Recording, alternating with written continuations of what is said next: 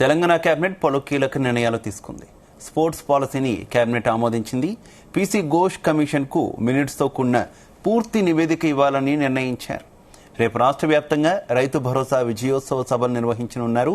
ఇక రెవెన్యూ సదస్సుల్లో వచ్చినటువంటి 9 లక్షల ఫిర్యాదులను స్పెషల్ డ్రైవ్ పెట్టి క్లియర్ చేయాలని కేబినెట్ నిర్ణయించింది.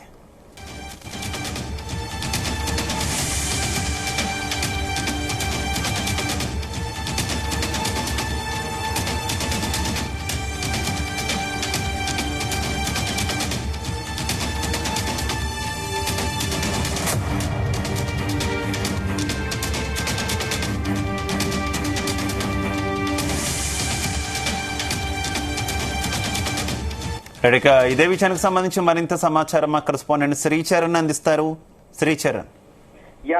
శివ, తెలంగాణ కేబినెట్ సమావేశం కొద్దిసేపటి కిందట ముగిసింది. స్పోర్ట్స్ పాలసీని కూడా ఆమోదించింది. మొదటి నుంచి కూడా ముఖ్యమంత్రి రేవంత్ రెడ్డి స్పోర్ట్స్ పాలసీ పైన ప్రత్యేకంగా చాలా కీన్ గా ఉన్నారని మనం చెప్పుకోవాలి. స్పోర్ట్స్ పాలసీతో పాటు స్కిల్ యూనివర్సిటీ పైన కూడా చాలా ప్రతిష్టాత్మకంగా తీసుకున్నారు.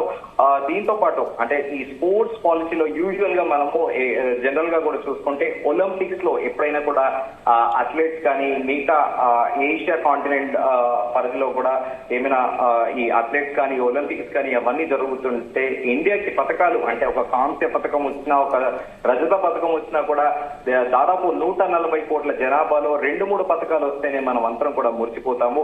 సో ఈ ప్రత్యేకంగా ఈ స్పోర్ట్స్ పాలసీ అంటే ఒక స్పోర్ట్స్ పర్సన్ అనే వ్యక్తి ఎవరైనా సరే, ఇప్పుడు ఉదాహరణకి మన దగ్గర పివి సింధు కూడా చూడొచ్చు. ఆంధ్రప్రదేశ్ ప్రభుత్వము పివి సింధుకి గ్రూప్ 1 కేటగిరీ అంటే deputy collector post Nara Chandrababu Naidu Andhra Pradesh ముఖ్యమంత్రి ప్రత్యేకంగా ఒక పోస్ట్ కూడా క్రియేట్ చేశారు. వీళ్ళందరూ కూడా ఒక బ్రాండ్ అంబాసిడర్ గా ఉంటారు స్టేట్స్ కి. గతంలో కూడా మాజీ ముఖ్యమంత్రి కేసీఆర్ బీఆర్ఎస్ హయాంలో సానియా మిర్జాకి ₹1 ఇచ్చి కూడా పారితోషికం ఇచ్చి కూడా స్టేట్ బ్రాండ్ అంబాసిడర్ గా కూడా పెట్టారు. సో ఈ స్పోర్ట్స్ పాలసీ వల్ల ప్రత్యేకంగా అంటే కంట్రీ వరల్డ్ వైడ్ గా కూడా రికగ్నిషన్ వస్తుంది. అలాగే వాళ్ళు కూడా బ్రాండ్ అంబాసిడర్లు ఉంటారు. మన దేశంలో క్రికెట్ కి అత్యధికంగా కూడా ప్రాధాన్యత ఉంటుంది. కంపారిటివ్లీ ఫుట్బాల్ కానీ మిగతా అథ్లెటిక్స్ కానీ కబడ్డీ కానీ ఖోఖో కానీ హాకీ కానీ మిగతా వాటన్నిటికీ. సో దీనిపైన ముఖ్యమంత్రి రేవంత్ రెడ్డి ఫస్ట్ నుంచి కూడా స్పోర్ట్స్ పాలసీ పైన ప్రత్యేకంగా ఫోకస్ పెట్టారు.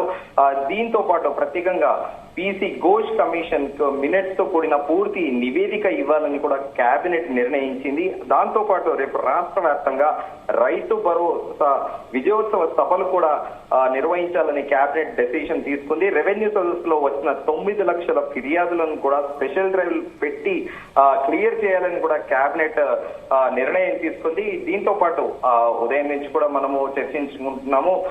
ప్రత్యేకంగా దీంతో పాటు అన్ని కలెక్టరేట్స్ ముందు తెలంగాణ తల్లి విగ్రహాలు పెట్టాలని కూడా కేబినెట్ నిర్ణయించింది. దీంతో పాటు కాళేశ్వరం ప్రాజెక్ట్ పై గత ప్రభుత్వంలో మంత్రివర్గం ఆమోదం ఉందా లేదా అనే అంశంతో పాటు వివరాలను ఈ నెల 30 లోగా కమిషన్ కు అందివ్వాలని కేబినెట్ నిర్ణయం తీసుకున్న విషయం తెలిసిందే. దీంతో పాటు అన్ని శాఖల పెండింగ్ బిల్ పైన కూడా హాట్ గా కూడా ఈ రోజు కేబినెట్ సమావేశం జరిగిందని కూడా సమాచారం ఉంది. అలాగే దాంతో పాటు సుదీర్ఘంగా దాదాపు 4 గంటల పాటు కూడా కేబినెట్ సమావేశం జరిగింది. సో ప్రతిసారి కూడా ఒక కీలక నిర్ణయాలు కూడా తీసుకుంటున్నారు. దీంతో పాటు ప్రత్యేకంగా ఈ కాళేశ్వరం ప్రాజెక్టు పైన కూడా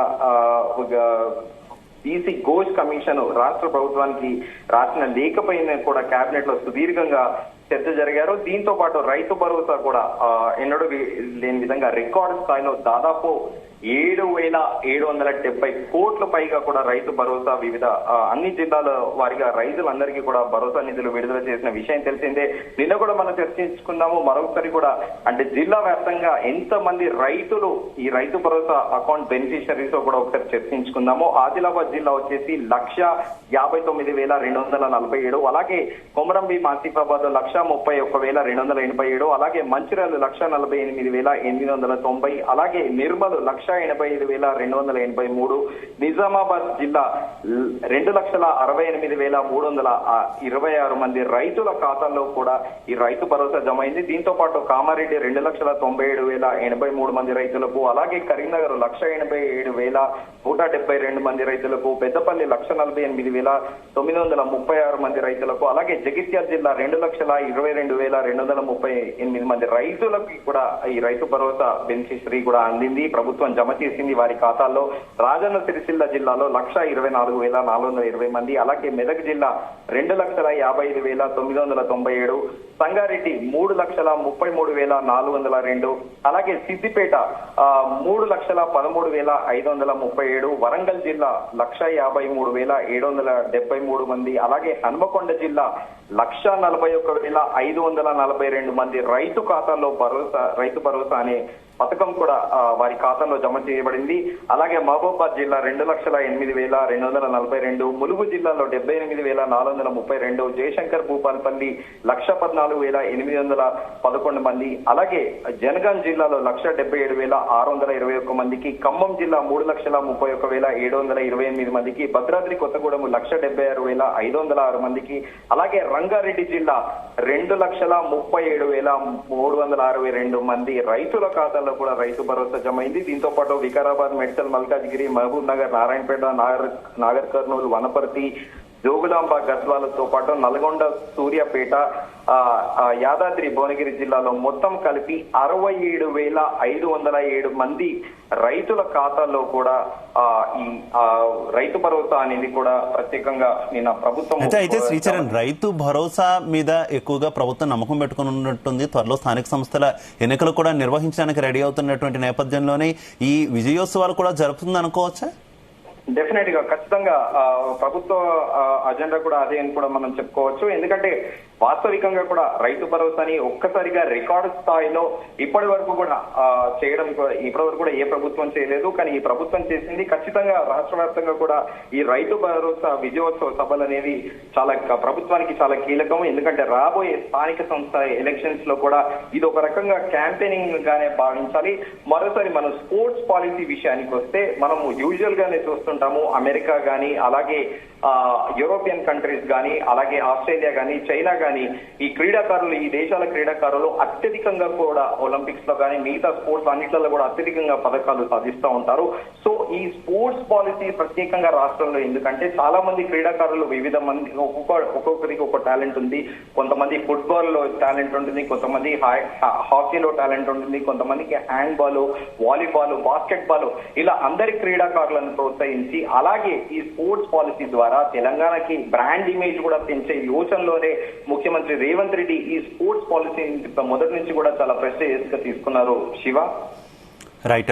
అలాగే ఈ స్పోర్ట్స్ పాలసీ ఇప్పుడు ప్రభుత్వం ఆమోదించినటువంటి స్పోర్ట్స్ పాలసీ ఏ రకంగా ఉండేటటువంటి అవకాశం ఉంది? ఈ స్పోర్ట్స్ పాలసీకి సంబంధించి ఏమైనా విషయాలు బయటకు వచ్చినాయా శ్రీచరణ్? డెఫినెట్ గా కొద్ది సేపట్లోనే ఇప్పుడు రెవెన్యూ మంత్రి పొంగులేటి శ్రీనివాస్ రెడ్డి కూడా ప్రెస్ కాన్ఫరెన్స్ అడ్రస్ చేయనున్నారు.